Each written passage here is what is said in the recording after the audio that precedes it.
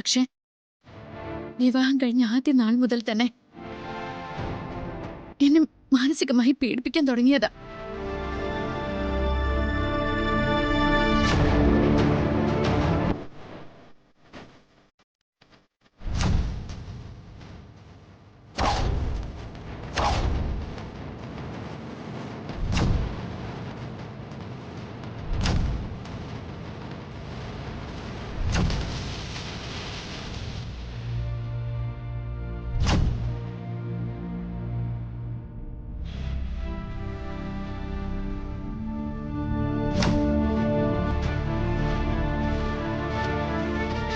അവിടെ നിന്നുള്ള ഓരോ ദിവസവും അത് കൂടി കൂടി വന്നു.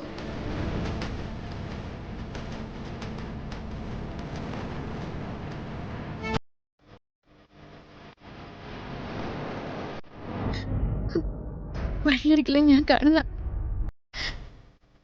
വഴിയാത്രക്കാരായ പുരുഷന്മാരെ പോലും ചേർത്ത് എന്നെ പറ്റി കഥകൾ ഉണ്ടാക്കി അങ്ങനെ അയാൾ ആസ്വദിച്ചു.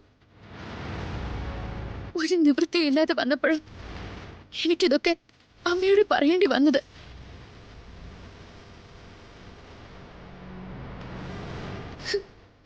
അമ്മ കൂടി എന്നെ സംരക്ഷിക്കാൻ ശ്രമിക്കുന്നു എന്ന് വന്നപ്പോ അയാളുടെ ക്രൂരത വല്ലാതെ വളരുകയായിരുന്നു. ജീവിതത്തിൽ സ്വസ്ഥത എന്താന്ന് ഞാൻ അറിഞ്ഞിട്ടില്ല. എന്നെ സ്നേഹിക്കുന്ന ആ അമ്മ ഇല്ലായിരുന്നെങ്കിൽ ഞാനിന്ന് കോടതിയിൽ ഇങ്ങനെ ജീവനോട് നിൽക്കില്ലായിരുന്നു.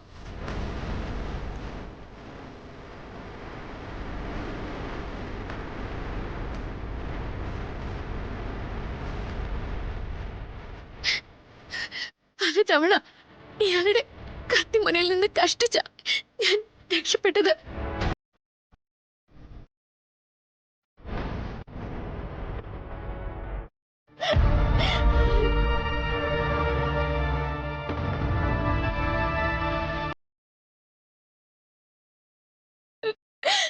കോടതിയോട് ഞാൻ ചോദിക്കുന്നത്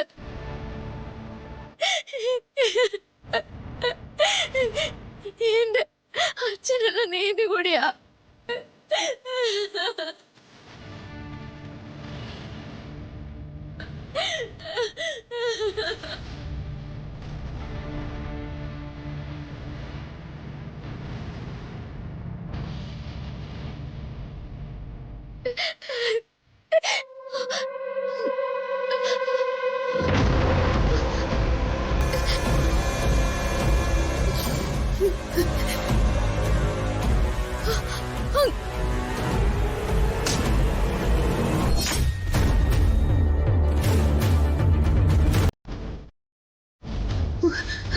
നിത്യ മോളെ നിത്യ മോളെ നിത്യ നിത്യ നിത്യ നിത്യ നിത്യ നിത്യ എഴുന്നേക്ക്. നിത്യ നിത്യ കണ്ണ് നോക്ക്. നിത്യ നിത്യ നിത്യ നിത്യ കണ്ണ് നോക്ക്. നിത്യ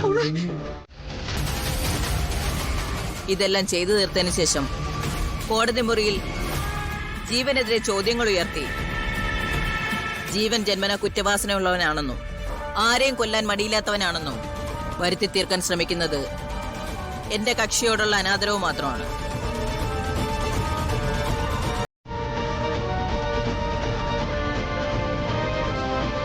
ഇതിലെ ഗൂഢാലോചന കോടതി തിരിച്ചറിയണമെന്നും ഇവരെല്ലാരും കൂടി ഉണ്ടാക്കിയ സമ്മർദ്ദം കൊണ്ട് മാനസിക നില കൈവിട്ടു പോയ എന്റെ കക്ഷിയെ കുറ്റക്കാരനല്ലെന്ന് കണ്ട് വെറുതെ വിടണമെന്നും കോടതിയോട് താഴ്മയായി അപേക്ഷിക്കുന്നു.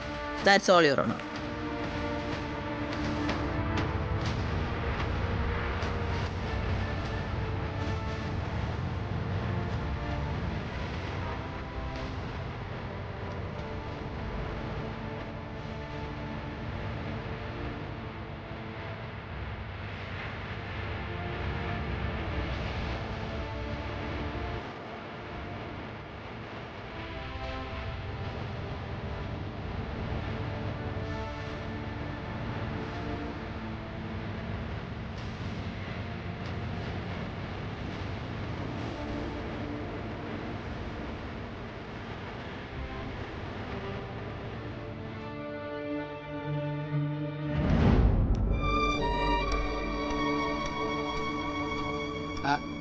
ശരവണ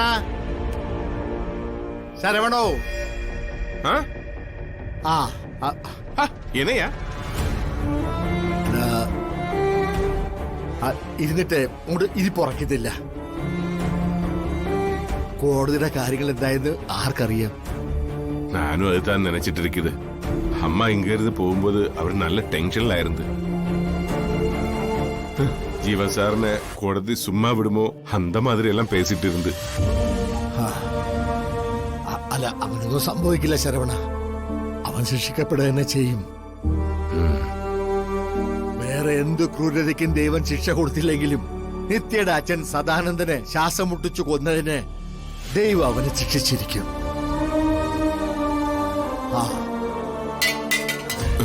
என்னது? എന്തായത്? ഞാനും വരുന്നു.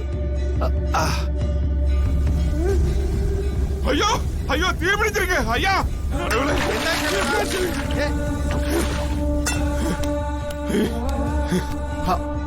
അയ്യോ ஐயா